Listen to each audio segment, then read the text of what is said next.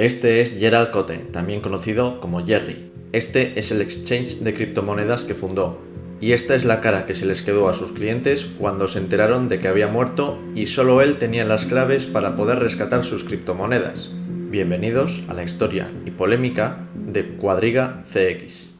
Gerald Cotten era un joven canadiense que se había graduado en 2010 en Administración y Dirección de Empresas. En 2013 fundó Quadriga CX, un exchange de criptomonedas junto con este hombre, Michael Patrin. Quedaos con su nombre porque más adelante volveremos a mencionarle. Y es que Cotten y Patrin ya se conocían previamente de ciertos hobbies compartidos.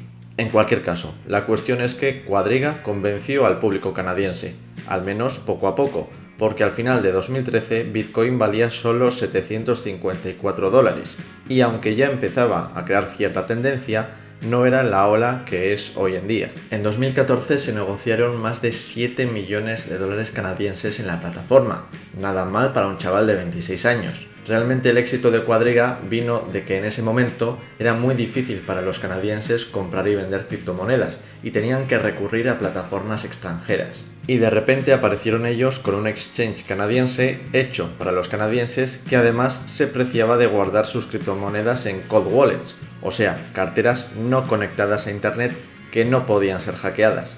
Así fue como Quadriga llegó a ganarse la confianza de los inversores y a tener el 80% de la cuota de mercado en su país. El éxito fue tal que en 2015 ya se empezaron a preparar para salir a bolsa. La empresa solo tenía 2 años de vida y 4 empleados, pero lograron levantar capital de inversores privados porque la fiebre de las criptomonedas ya se empezaba a notar entre los inversores. Sin embargo, en 2016 abandonaron el plan y a raíz de esto dimitieron todos los miembros del equipo, menos Gerald Cotten. Él fue el único que se quedó en la empresa, su único hombre, su único responsable. Quadriga siguió en alza durante los siguientes 2 años, en los que se disparó el precio de Bitcoin, pero en 2018 los clientes empezaron a preocuparse. El precio de Bitcoin volvía a caer, así que retiraban su dinero de la plataforma. Sin embargo, este dinero no llegaba nunca y empezaron a quejarse. A finales de 2018, la situación ya era caótica y siniestra. Algunos clientes se habían quedado atrapados en la plataforma y no tenían ninguna manera de retirar sus ahorros. El 14 de enero de 2019, la mujer de Cotten, llamada Jennifer Robertson, publicó un mensaje anunciando que Jerry había muerto el 9 de diciembre de 2018, mientras ambos disfrutaban de su luna de miel en la India. No obstante, en ese mismo momento el público empezó a reclamar pruebas de su muerte, y poco después, a dudar abiertamente de que estuviese muerto. ¿Había fingido Gerald Cotten su muerte? Vale. Algunos de vosotros pensaréis que recientemente he visto muchos vídeos de terraplanistas y que esta no es más que otra teoría de la conspiración, que las casualidades existen, que la gente buena siempre muere joven. Pero dadle una oportunidad a esta teoría porque lo merece. Argumentos no le faltan. Y sobre este caso se ha hecho un documental publicado en Netflix, un libro escrito por la supuesta viuda, 2 podcasts con testimonios de personas involucradas en todo el asunto y Dios sabe cuántos temas en Reddit o teorías de la conspiración. Así que volvamos a la figura de Cotten. Es un veinteañero multimillonario que sale con su novia desde hace varios años. Se ha comprado una docena de propiedades inmobiliarias, se ha comprado un pequeño avión, se ha comprado un yate y viven a todo tren viajando de un país a otro porque pueden permitírselo. La pareja se casa y en diciembre de 2018 se van de luna de miel a la India, aprovechando que en toda su generosidad han donado miles de dólares para un orfanato en Venkatapuram, en la provincia de Telangana. Tras varios días de viaje y estando alojado en el hotel más lujoso de la ciudad de Jaipur, el Oberoi Rajvilas, Gerald Cotten acude al anochecer a un hospital con síntomas de gastroenteritis. Tenía descomposición y vómitos, por lo que el doctor pensó que se trataba de una simple diarrea del viajero. Tengamos en cuenta que si intentas hacer cosas normales como beber agua del grifo en algunos países como la India, lo más probable es que te vengas por la pata abajo, así que esto podría ser algo relativamente normal, pero no lo era, porque al día siguiente Jerry había empeorado. Resulta que desde hacía años sufría la enfermedad de Crohn, que provocaba daño en su sistema gastrointestinal.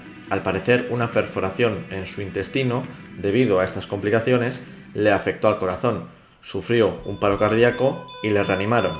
Después tuvo un segundo paro cardíaco y también le reanimaron. Pero del tercero no regresó. El 9 de diciembre de 2018, a los 30 años de edad, falleció en Jaipur Gerald William Cotten, supuestamente. Y es que había cosas que no cuadraban. Jennifer no comunicó la muerte de su marido hasta 36 días después de que falleciese, siendo Cotten el único responsable de la plataforma. ¿Por qué tanto tiempo? Y sobre todo, ¿por qué tanto tiempo siendo altamente negligente el hecho de no comunicar que el único responsable de la plataforma de criptomonedas líder en Canadá no está presente, no está vivo y no va a volver a estarlo? Pero es que tampoco se dejó de aceptar nuevo dinero de nuevos clientes. Así que, ¿de qué iba todo esto? El problema es que solo Cotten conocía las claves para acceder a los fondos almacenados en las cold wallets de Quadriga. Sin Cotten no había claves. Y sin claves no había dinero con el que pagar a los clientes. Por eso poco después, el 5 de febrero, se declararon en concurso de acreedores. Los clientes lo habían perdido todo. Pero esto solo es la punta del iceberg, y las cosas no mejoran cuando profundizamos en ellas. También se supo posteriormente que Cotten había otorgado testamento solo 12 días antes de su muerte. Se lo dejaba todo a Jennifer, el yate, el avión, los inmuebles, todo. Y además designaba que $100,000 fuesen utilizados para el cuidado de sus 2 chihuahuas. Y la cosa va más allá. La India es, junto con Filipinas, uno de los países donde la industria de las muertes falsas ha cobrado más relevancia. La verdad es que existen multitud de noticias sobre personas que han falsificado certificados de defunción o clínicas que emiten certificados falsos. En octubre de 2021, incluso el Registro General de India advirtió a las provincias del país sobre la creación de certificados de nacimiento y defunción falsos. Y esto refuerza la idea de que Gerald Cotten podría no estar muerto después de todo, aunque su certificado de defunción, con una errata en su apellido, por cierto, Cottan en vez de Cotten, dijese que lo estaba. Por si esto fuese poco, en esos momentos tan tensos de 2019 apareció en Reddit, un foro, un contratista de Quadriga. Hay que recordar que Gerald Cotten recurría a estos contratistas para que hiciesen trabajos que él no podía llevar a cabo él solo. Pues bien, este contratista pidió a la gente que le preguntasen cualquier cosa sobre Quadriga. ¿Y qué es lo que haces cuando eres un cliente de un exchange en el que tienes tu dinero, cuyo único responsable y el único que conocía las claves acaba de morir en su luna de miel a los 30 años en misteriosas circunstancias al otro lado del mundo? Preguntas. Lo cierto es que ya no hay acceso al post y el usuario de Reddit ya no existe, pero como siempre, alguien hizo pantallazos de todas las respuestas que dio. Faltan las preguntas, pero algunas de las respuestas se entienden por sí solas. Por ejemplo, decía que creía que Jennifer estaba ocultando activos y que Jerry estaba lavando dinero, o que el ataúd estaba cerrado durante el funeral, o que Jennifer habló más sobre la comida que sobre su difunto marido, que parecía que fingía su dolor y que al día siguiente bailaba y bebía con sus amigas, o que la enfermedad de Crohn que sufría nunca le había dado grandes problemas realmente, o que no estaba seguro de que Gerald Cotten estuviese muerto. ¿No se estaría haciendo pasar este tipo por un contratista de Quadriga? Pues siempre existe la posibilidad, pero la verdad que en este caso me parece bastante remota, puesto que pasó una captura de pantalla de un grupo privado en el que Gerald Cotten y otros contratistas discutían temas del negocio. Y de hecho, en la captura se ve cómo Cotten les avisa de que estará menos activo de lo habitual debido a su boda. Es más, la hermana de Jennifer dice en el documental de Netflix que el ataúd estaba cerrado, lo que coincide con la versión del contratista. Por cierto, esta mujer afirma también que ella no vio el cadáver en ningún momento, por si queréis echarle más leña al fuego.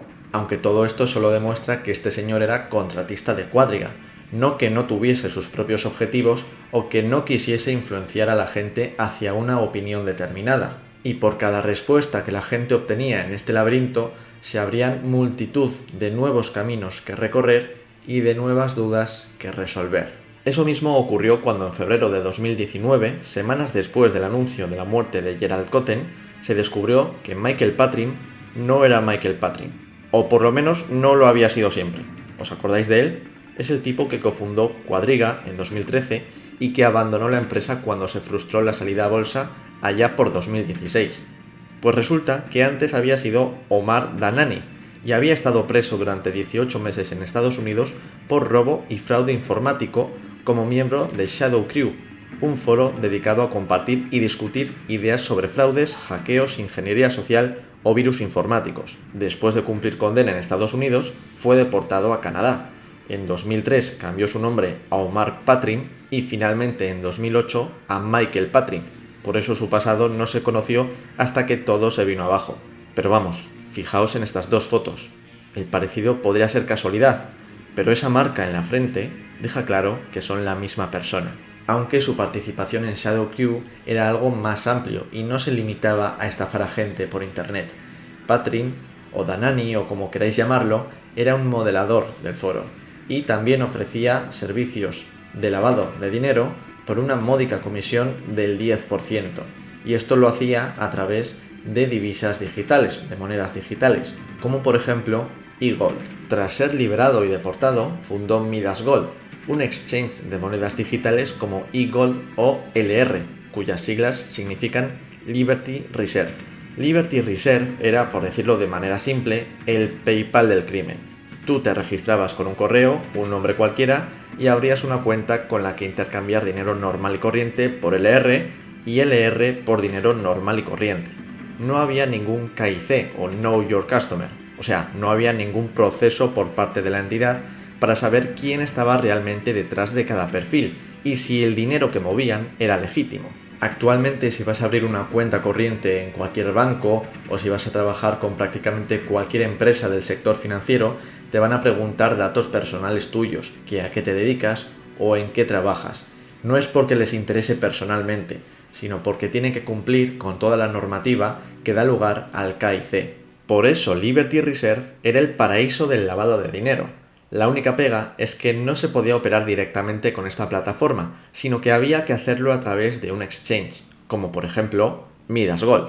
Lógicamente, esta situación no duró demasiado por mucho que Liberty Reserve estuviese radicada en Costa Rica, y las autoridades estadounidenses terminaron cerrando el sitio en 2013 y llevando a juicio a sus responsables. Entre los documentos hechos públicos durante el proceso se encontraba una lista con los 500 mayores clientes de Liberty Reserve.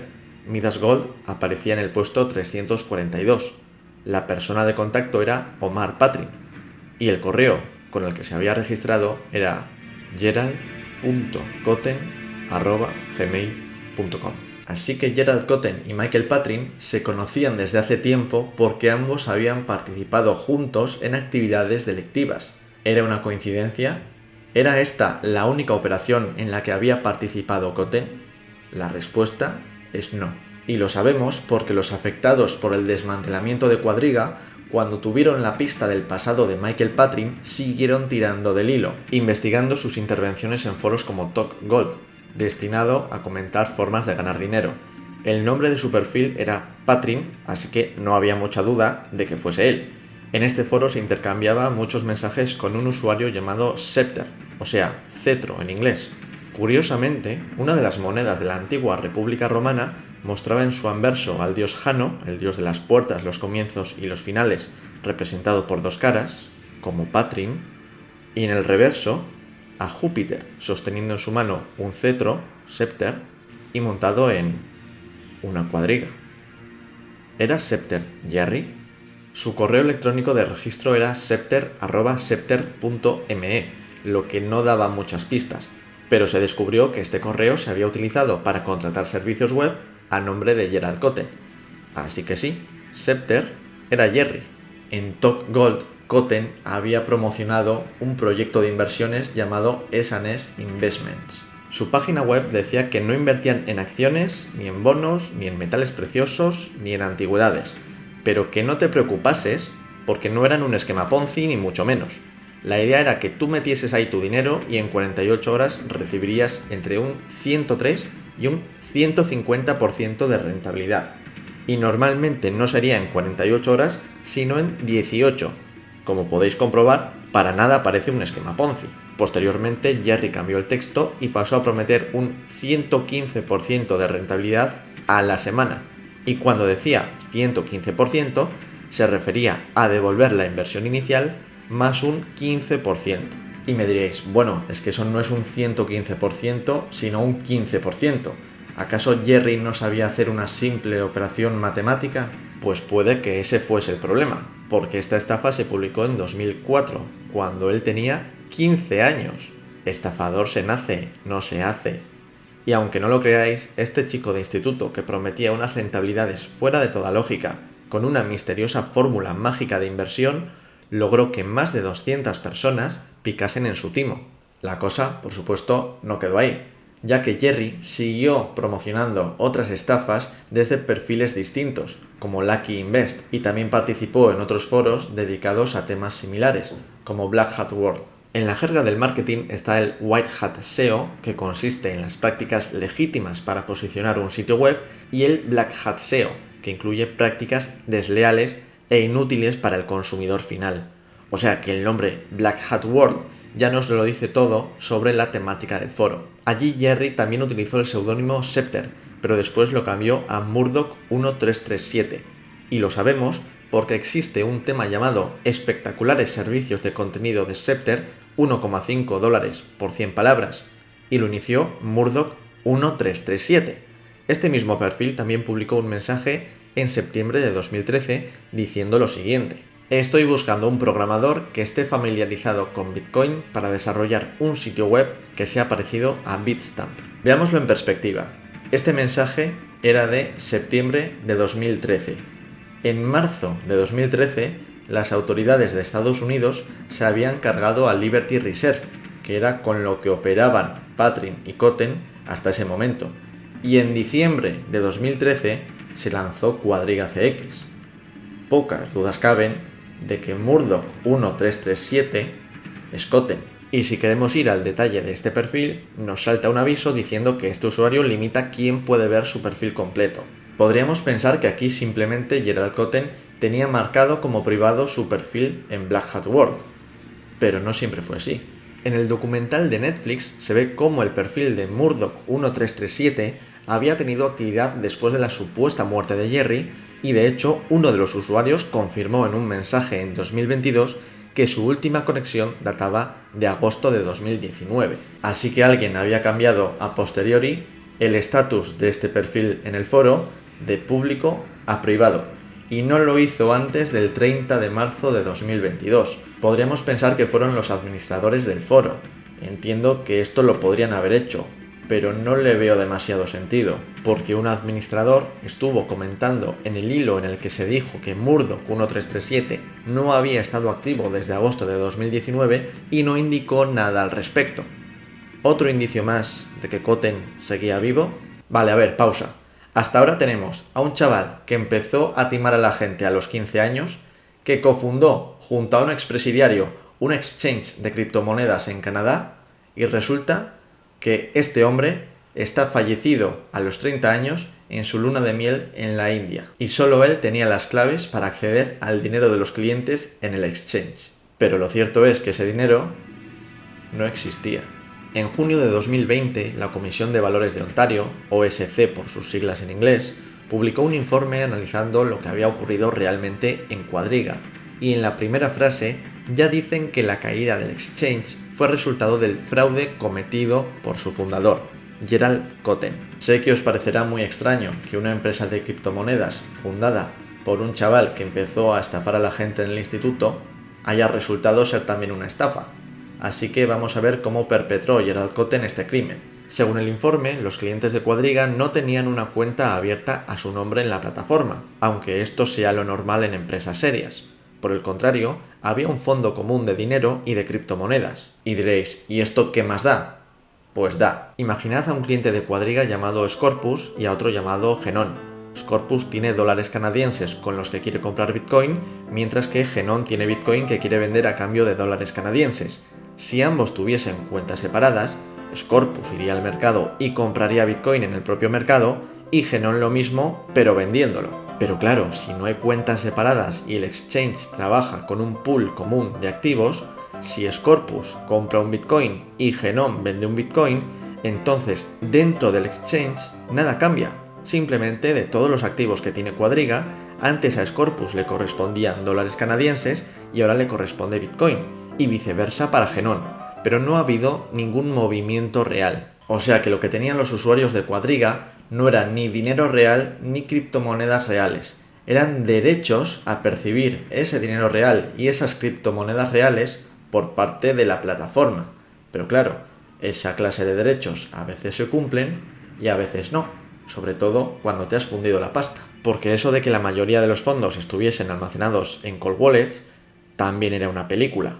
Lo cierto es que Jerry sacó millones de dólares a otros exchanges para hacer trading, perdiendo 28 millones de dólares, y para comprarse cosas bonitas. En este gráfico podéis ver la cantidad de dinero que estaba almacenado en esas cold wallets, que es el área negra. Ya veis que de cold wallets nanay. Esto era grave, pero no era lo peor.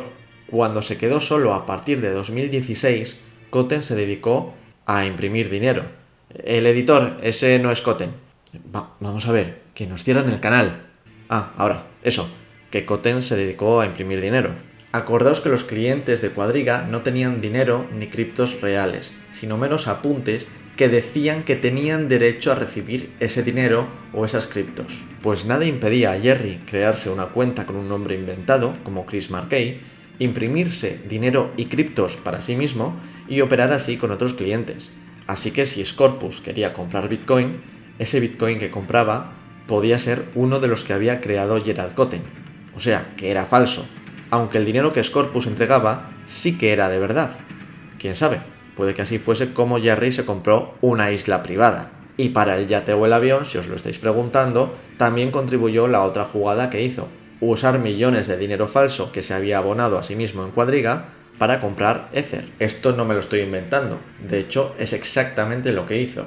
Creó bitcoins para venderlos y creó dinero para comprar Ether. O sea, que estaba apostando a favor de Ether y en contra de Bitcoin. Y la cosa fue bien hasta 2018, porque ambas criptomonedas subían, pero Ether subía más que Bitcoin, lo que generaba beneficios para Jerry.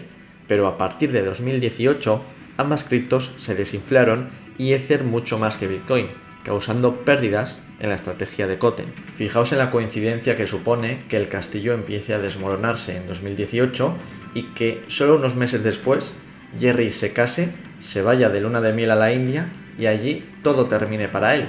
Si nos ponemos a pensar mal, podríamos pensar que Quadriga debía un dinero que no tenía y que antes o después, de algún modo, todo terminaría para la empresa. O bueno, no tenemos que pensar mal para pensar así, porque esto es exactamente lo que dice el informe de la OSC. Pero entonces, ¿a dónde fue el dinero? Pues de los 215 millones que Quadriga debía a sus clientes, se pudieron recuperar solo 46 millones, y entre esos 46 se incluyen las propiedades, el avión o el yate que Jennifer aceptó devolver tras conocer el agujero que tenía la empresa. 115 millones se debían a las pérdidas que supuso la estrategia de Jerry de apostar a favor de Ether y en contra de Bitcoin, 28 millones a las pérdidas del propio Jerry en otras plataformas, 2 millones se fundió el bueno de Jerry en pegarse la vidorra y 1 millón que se estima de pérdidas operativas que tuvo Quadriga. Todo eso suma 192 millones, pero aún quedan en el aire 23 millones más, y aquí no está muy claro a qué puede deberse, aunque no se rechaza que este dinero estuviese, como no, en el bolsillo de Gerald Cotten. Imaginaos la situación cuando los clientes descubrieron todo esto. Hemos dicho que el informe es de junio de 2020, pero realmente los clientes ya conocían o ya sospechaban muchas de esas cosas que aparecen en él. Y si a todo esto le sumas que había un cuerpo al que no se le practicó ninguna autopsia, que nadie lo revisó en Canadá al tener el certificado de defunción indio, o que Jennifer se negó rotundamente a exhumar el cuerpo, pues ¿qué quieres que te diga? Por cierto, la Policía Montada de Canadá, algo así como el FBI de este país, también se negó a pedir una orden para analizar el ADN del cadáver porque para ellos no había duda de que Jerry estaba muerto. Y dudas es precisamente lo que esta historia tiene a patadas. Hay indicios de que sí, de que Jerry podría estar muerto. En estos años no han pillado a Jennifer en nada turbio, e incluso un periodista del Globe and Mail viajó hasta la India para seguir la historia que contaron y al regresar se mostraba convencido de que Jerry tenía que estar muerto. Y si hubiesen querido ocultar la falsa muerte, pues podrían haber simulado la cremación del cuerpo, que hubiese sido mucho más fácil de ocultar. La verdad es que tendría que ser un plan muy bien pensado y muy bien ejecutado durante mucho tiempo. y los criminales no suelen ser tan disciplinados. Pero es innegable que hay cosas que no se explican. El usuario de Murdoch 1337 se conectó en agosto de 2019 y posteriormente cambió su perfil a privado después de que se publicase el documental. O mismamente, en este se dice que el Skype de Jerry también mostró actividad después de su muerte, algo que yo no he podido confirmar porque ya no sale nada. Además, no puedo entender cómo la viuda no estuvo en ningún momento dispuesta a exhumar el cuerpo para practicarle una prueba de ADN. No lo están exhumando para quemarlo en la hoguera, sino para hacerle una simple prueba y ver si era él o no. Y yo creo que ella sabe y entiende que esto hubiese dado muchísima paz a miles de personas que en algunos casos lo habían perdido todo, los ahorros de toda su vida.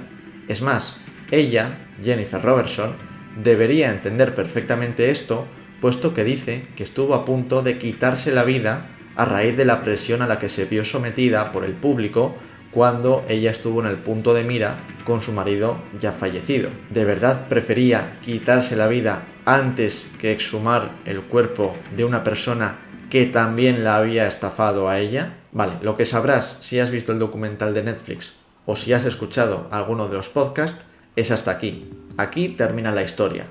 Me he dejado cosas fuera porque si no la historia sería imposible de contar con claridad. Y la cuestión es que hay argumentos tanto a favor como en contra. Y ninguna de las dos historias lo tiene todo a su favor. Yo personalmente podría llegar a comprar cualquiera de las dos opciones. No lo veo nada claro, para mí la cosa queda un poco en tablas. Pero después pasaron dos cosas que puede que inclinen la balanza hacia un lado. Una en 2022 y otra en 2024. La más importante, la primera. Y es que una de esas billeteras de las que nadie conocía la clave, que almacenaba 100 bitcoins, había estado inactiva desde la muerte de Jerry hasta el 16 de diciembre de 2022, cuando se transfirieron esos 100 bitcoins a otros destinos. El administrador concursal no había sido porque declararon que no lo tenían controlado. Lo gracioso de esto es que el administrador concursal, que es EY, fue quien envió por error estos 100 bitcoins en febrero de 2019 a esa cold wallet de Quadriga de la que nadie conocía las claves. Y se sabe que en este movimiento de 2022 la mayoría de los bitcoins fueron a Wasabi, un servicio de mezcla de criptomonedas que básicamente sirve para hacer que las transacciones con cripto sean irrastreables. Entonces alguien sí que tenía acceso a esa cold wallet, alguien sí tenía las claves, alguien vivo, por supuesto, y además sabía a dónde mandar el dinero. Pero, ¿era Jerry? ¿O quizás incluso Jennifer? ¿O podría ser Michael Patrin? Y esto nos conduce a este otro suceso de 2024. En marzo de este año, la justicia canadiense solicitó a Michael Patrin que explicase de dónde habían salido varios activos que la policía montada encontró en una caja de seguridad en 2021. Entre ellos, $250.000 en efectivo, kilos de oro en lingotes, varios relojes de lujo, joyas y una pistola calibre 45 con munición. La noticia además menciona que la última localización conocida de Patrin es Tailandia. Salvo error por mi parte, no hay más noticias al respecto y no hay ninguna información de si Patrin ha sido capaz o no de explicar de dónde viene ese dinero. Y creo que estos dos sucesos rompen un poco el equilibrio previo e inclinan la balanza hacia la teoría de la conspiración, hacia la teoría de que lo que le pasó a Jerry no es la narrativa oficial. Así que, en definitiva, ¿está Gerald Cotten muerto, como decía Jennifer? ¿O está vivo? ¿O quizás lo mataron? Creo que lo bonito de esta historia es que probablemente siempre nos vaya a mantener en vilo.